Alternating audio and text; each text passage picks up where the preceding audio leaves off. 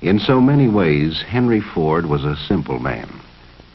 He liked to go camping with his friends. That's Thomas Edison behind him.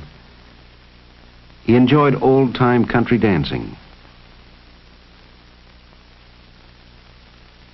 Here he is with Burroughs, the naturalist, skating with his grandchildren. They plant a garden together, Henry Ford II and Benson. His first car, he called it a quadricycle.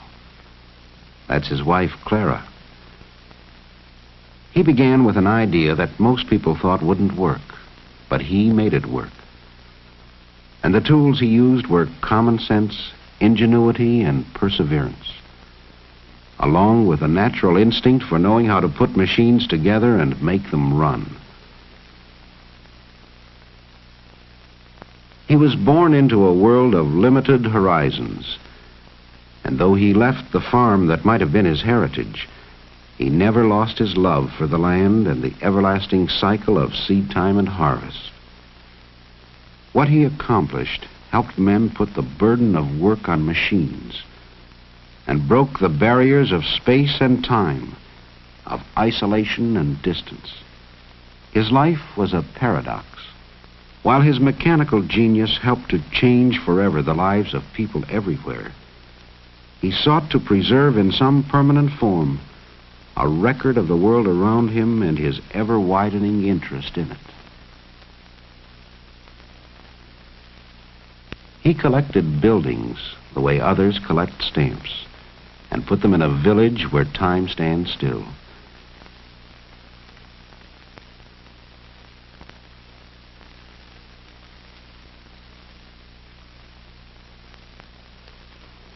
He assembled acres of machines and put them under cover in a vast historical museum.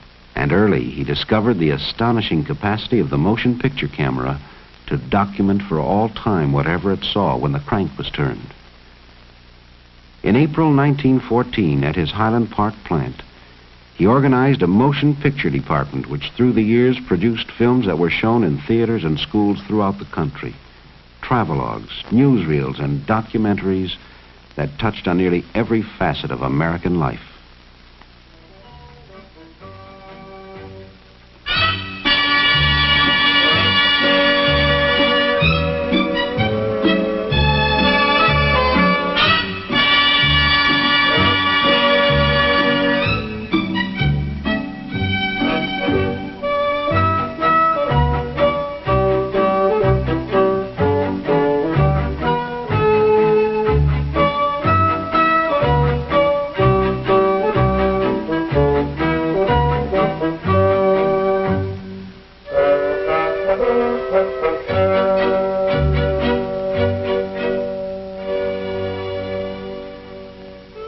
This is the way the country looks in the years before the First World War. Rich, rolling, but often inaccessible. The man on the farm works as his forefathers have. It's a hard life for man and beast.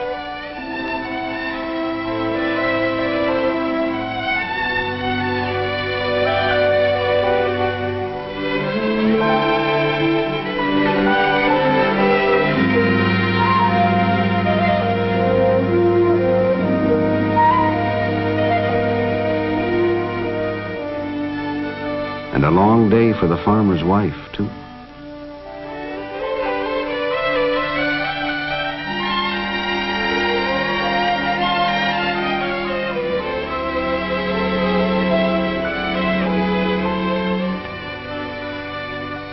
Many a quiet evening at home, because there's no place to go and no light to read by. A man thinks twice before he goes to market on roads like this.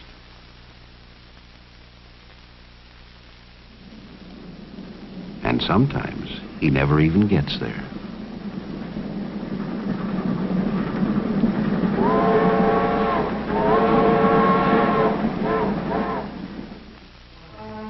It's a long walk to school on a muddy road.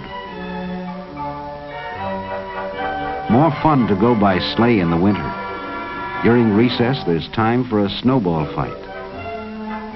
Of a climb up the old elm tree, if you've got the spunk for daring deeds like this.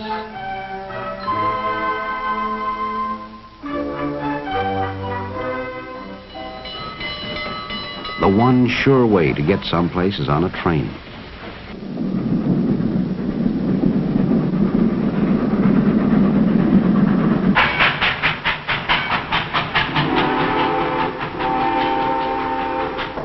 But you can only go where the tracks go.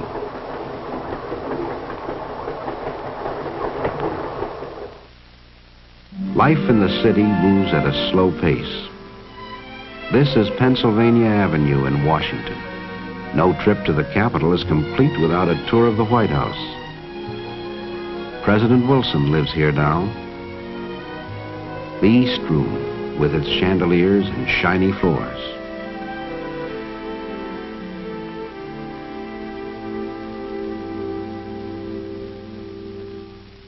There's more hustle and bustle down at the market, Faneuil Hall in Boston, or in New York City on the Lower East Side.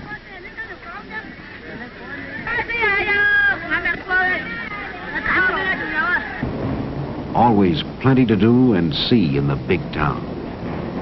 Ride the elevated train, all the way from the Battery far uptown.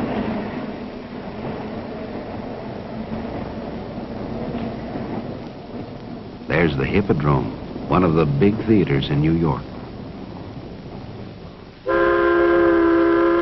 Another way to see the city is a boat ride around Manhattan Island. All aboard. Watch out. Some city slicker may try to sell you the Brooklyn Bridge.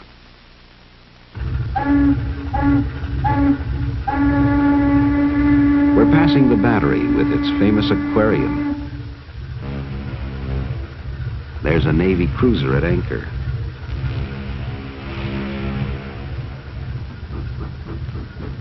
Great ocean liners along the Hudson River.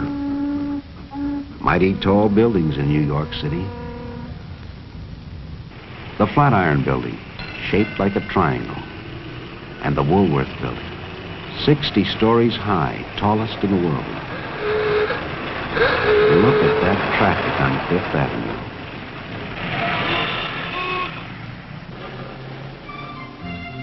Kind of peaceful over on Riverside Drive. Grant's Tomb, always one of the favorite sights to see. Sunday in Central Park.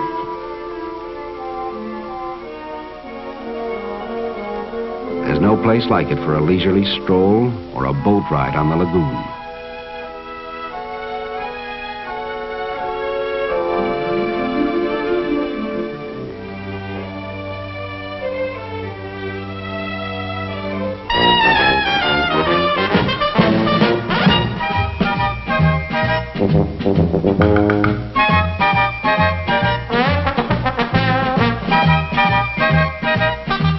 Thrills and spills at Coney Island.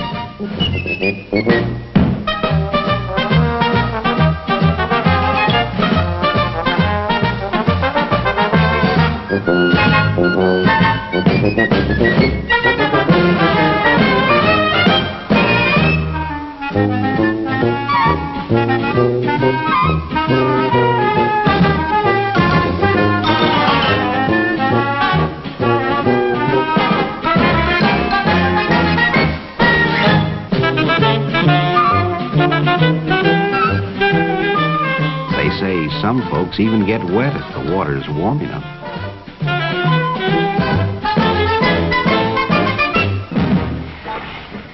And where do we go on vacation once a year? Atlantic City, of course. No, that's not a real elephant. It's a hotel at the end of the boardwalk.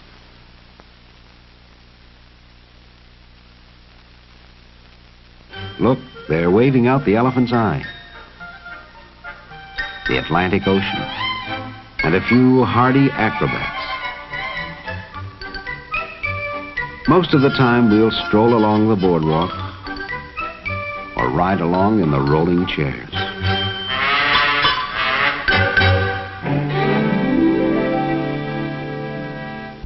Every city has a pretty park. This is Belle Isle near Detroit, with lagoons for a quiet afternoon ride in a canoe, if you don't mind the crowds. Some like to dance, while others gather around the piano to listen. In the winter, the adventurous go ice skating. It's easy if you know how.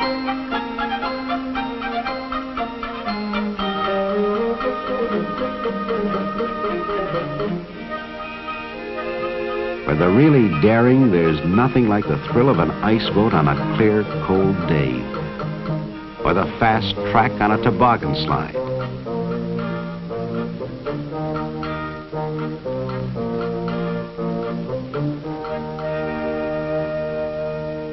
And there's plenty of speed at an auto race once they get going.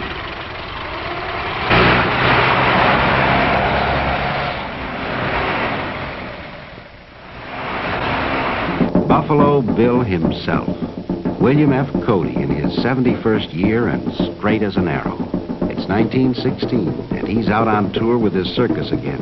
Indian war dances and bucking broncos.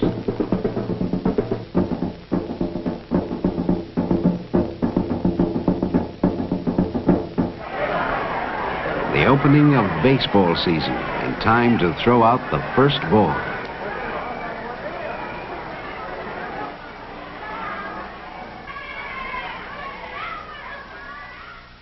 Snapshots of other people we know. John Burroughs, the naturalist, waves to admirers. Luther Burbank, an expert in horticulture. In his experiments, he's removed the spines from the cactus. Says it's good to eat, too. We'll take his word for it. Thomas Edison in San Francisco in 1915. He's out for a drive with his wife and Mr. and Mrs. Harvey Firestone. Joseph G. Cannon of Illinois, former Speaker of the House of Representatives. Will Rogers, America's favorite humorist.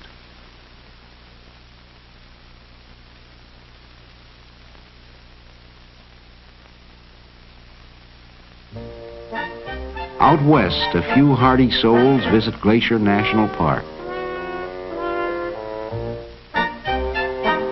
They go for a climb. A little short on equipment, but strong in spirit.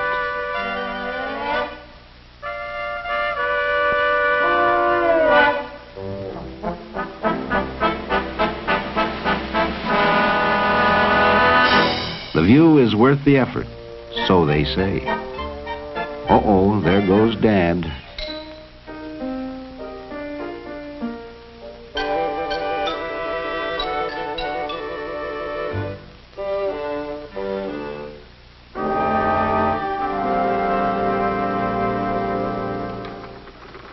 It's not all play.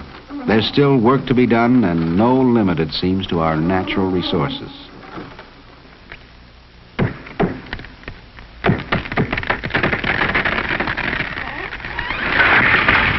The cameraman can't resist his little joke.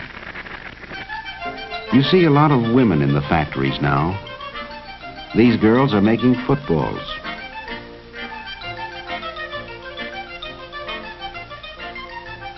And these are making hats. There is a difference.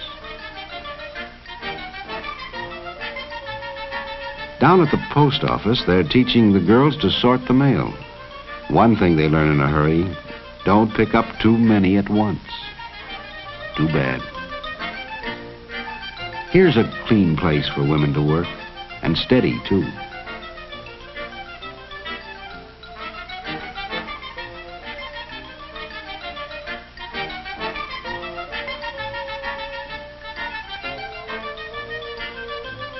Some men change their collars twice a week.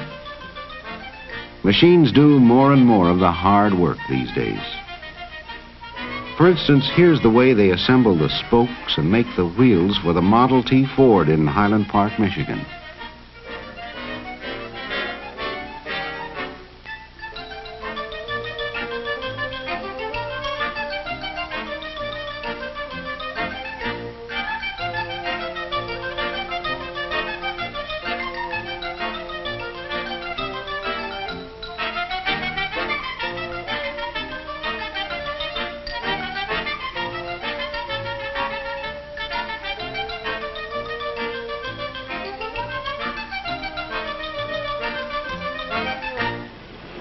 The 8-hour workday ends and the men go home, mostly by trolley. Not many can afford to buy a car of their own yet.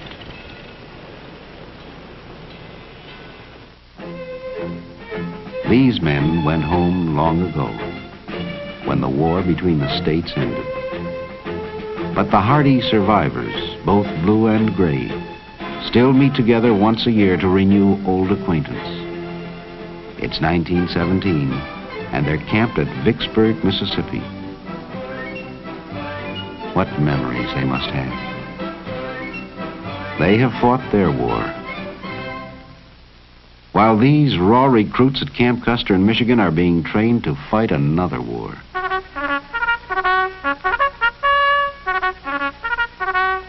The call goes out and youth responds enthusiastically.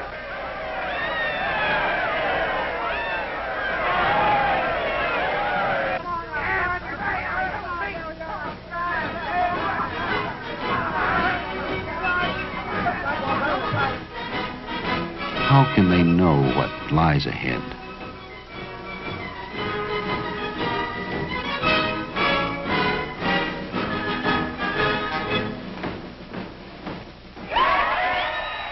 Just a year ago, we re-elected Woodrow Wilson as president. Now we're in a war we hope to avoid, but we're confident he'll lead us to victory. The mood of the nation changes. We talk about Liberty loans and Liberty cabbage. Food will win the war, and Uncle Sam needs you. Old heroes are popular again. Here's Theodore Roosevelt, surrounded by crowds wherever he goes. Everything's just bully. And there's a parade in every city and town.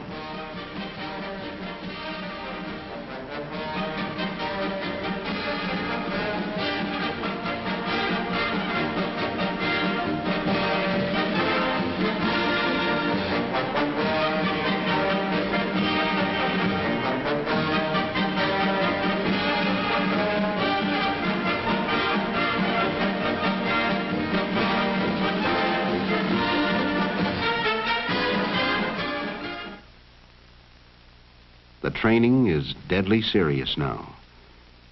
And we're learning to pronounce names of places we've never heard of before.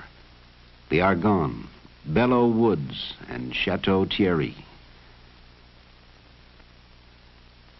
Our factories convert to the production of engines and arms. These are the famous Liberty engines. She's doing her bit. Here's a certificate for buying $500 worth of Liberty bonds. Henry Ford receives a Navy contract to build Eagle boats. Here he is in Washington with Josephus Daniels, Secretary of the Navy. Using the technique of the automobile assembly line, the hulls of Eagle boats are riveted together at Ford's new River Rouge plant.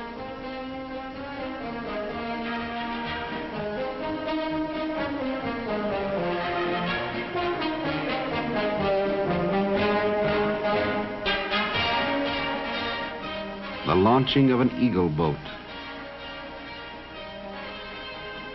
Sleek and fast, built for anti-submarine warfare. At Highland Park, Ford experiments with a small tank, powered by 2 Model T engines. Can it cross the trenches? Not every time. Well, back to the drawing board.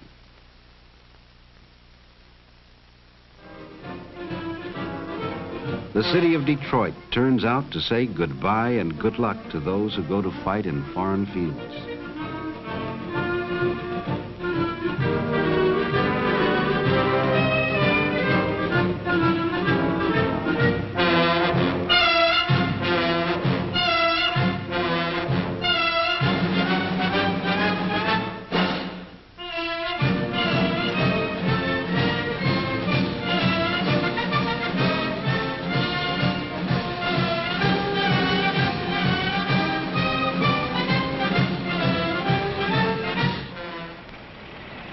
They don't give up on the small tank. Maybe those skids in back will help. It's going great.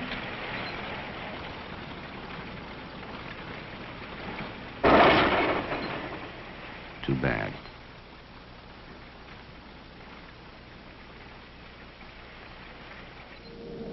Big Brother shows how it should be done.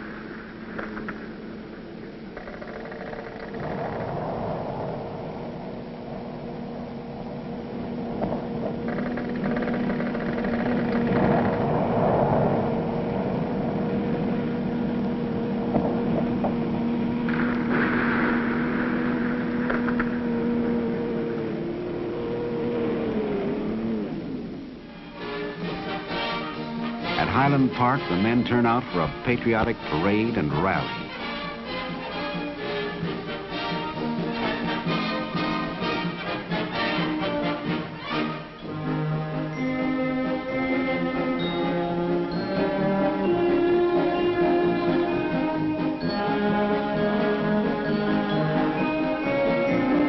Another new weapon in this war.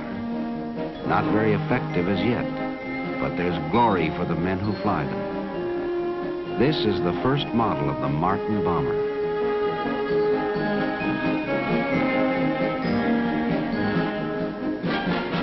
Eddie Rickenbacker, America's flying ace, comes home to encourage more plane production. Here's how they manufacture Curtiss H-type flying boats.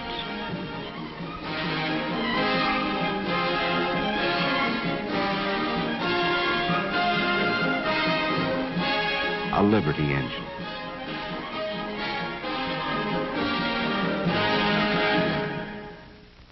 The faces of America at war.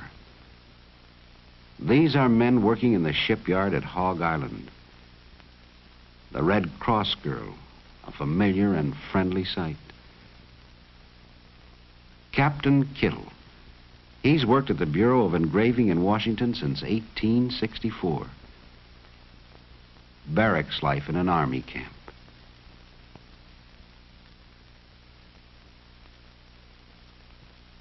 More and more troop trains head for points of embarkation.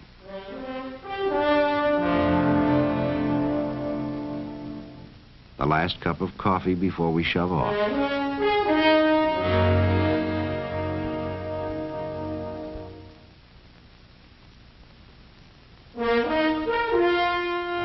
A sobering moment. But we won't come back till it's over there.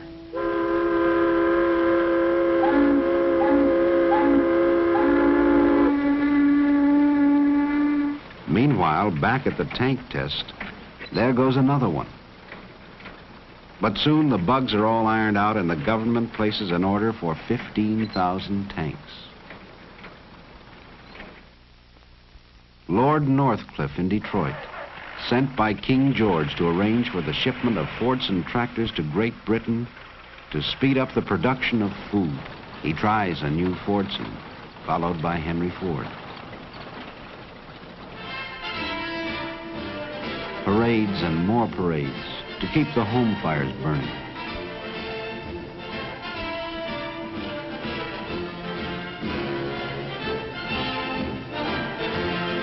Now's the time to buy Liberty bonds so we can finish the job we've started. Keep buying them, mister. And then it's over. All over. And the world is safe for democracy.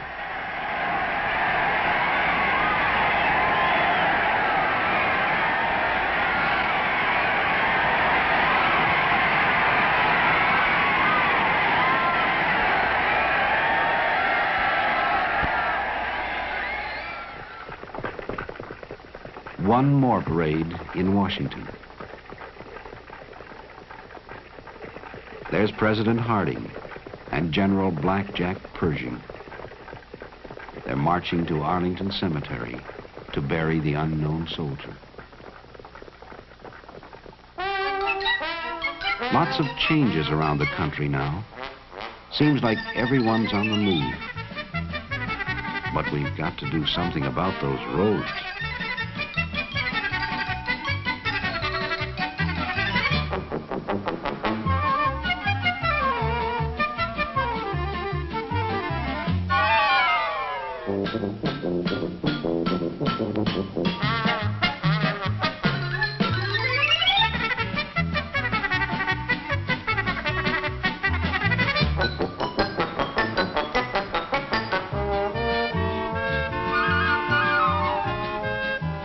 takes forever to cross a river this way.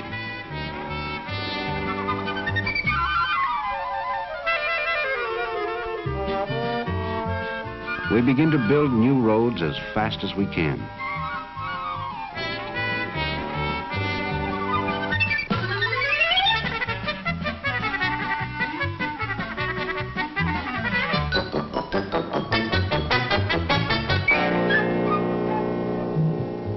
Mighty smooth riding now. There's one car that takes you anywhere you want to go, the Model T. Strong, sturdy, with a will of its own.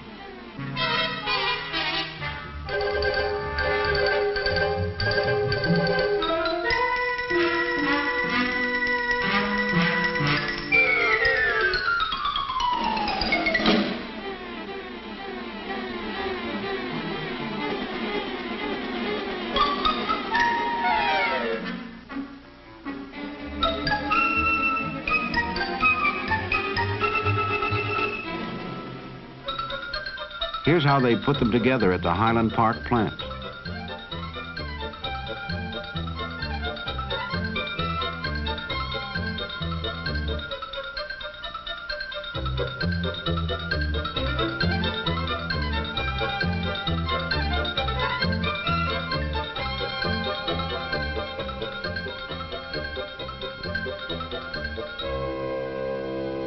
A car comes off the end of the line every 10 seconds.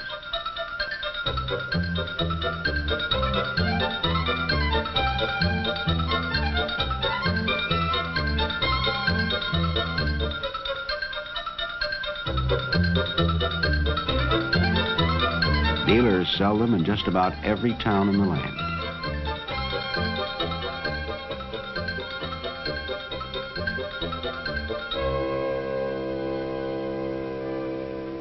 There's no end to what you can do when you own a car.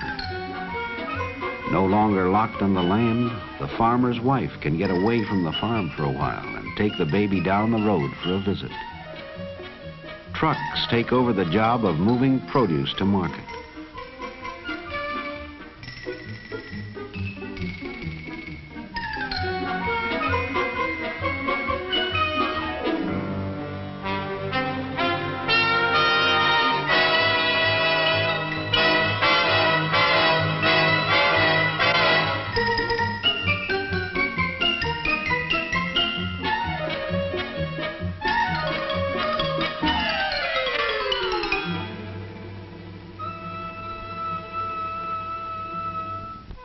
The Sunday afternoon drive becomes a national habit.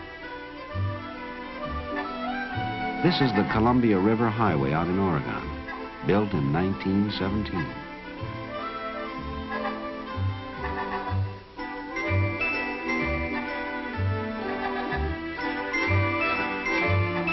Magnificent sights to see in America, and a car's the way to get there.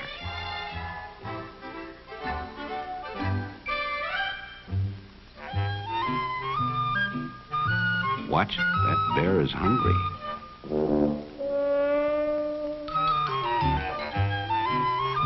For a real vacation, nothing beats a camping trip.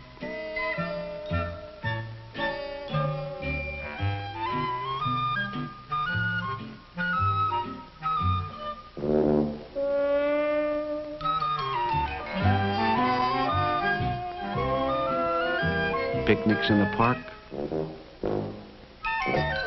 or alongside the lake.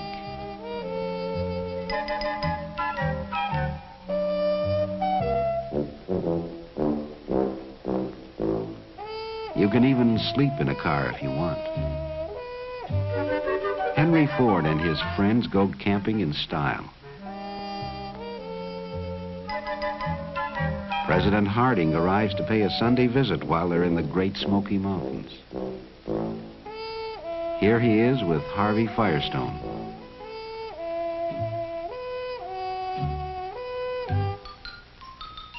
Ford chops wood for exercise.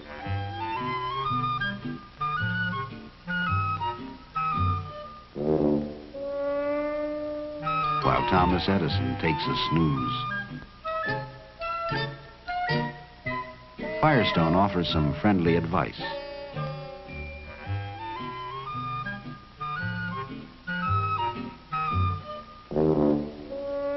The president takes a turn with the axe. Ford, Edison, and the president read the papers. One way to keep them down on the farm, buy a tractor. They're selling more every year.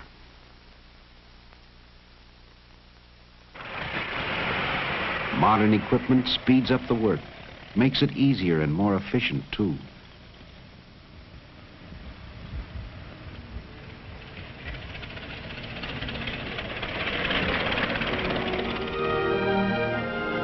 Now electricity does the chores for the farmer's wife.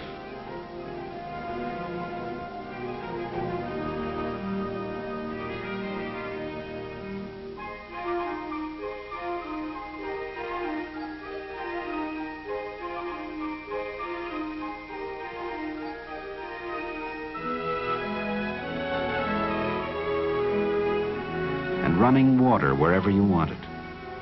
No more trips to the pump. And no more churning for grandmother. There's a growing problem in the cities. What to do about all the traffic? Sometimes it seems to go like this.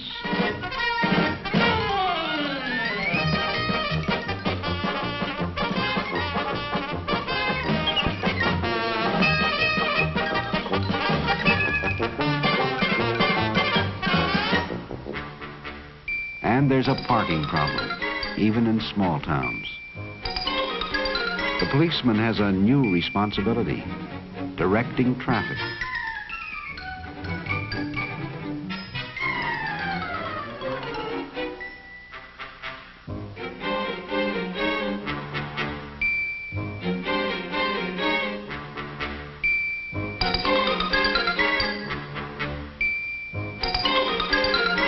Steps are taken to dramatize the need for safer driving.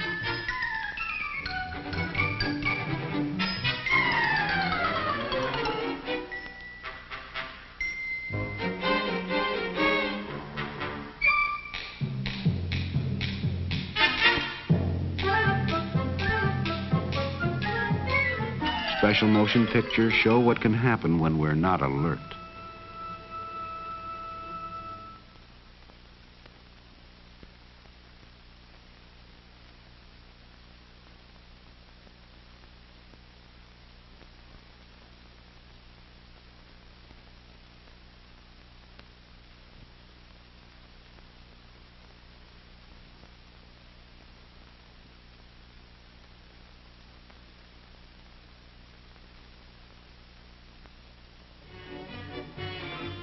The age of the automobile changes nearly every aspect of American life.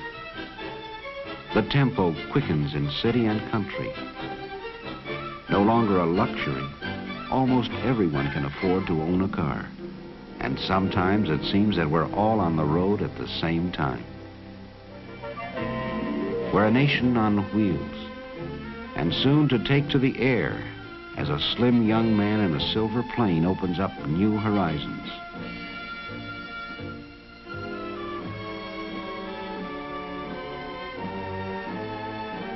Here he is, Charles A. Lindbergh, landing at the Ford Airport.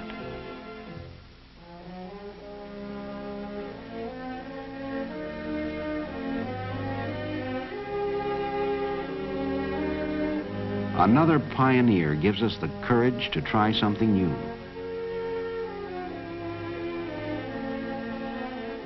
In no time at all, there are scheduled flights to anywhere you want to go. The dimensions of time and space are further diminished. A new age begins, and we move forward with it. Yet as we go, we preserve the past to mirror the accomplishments of those who have shown us the way to the future.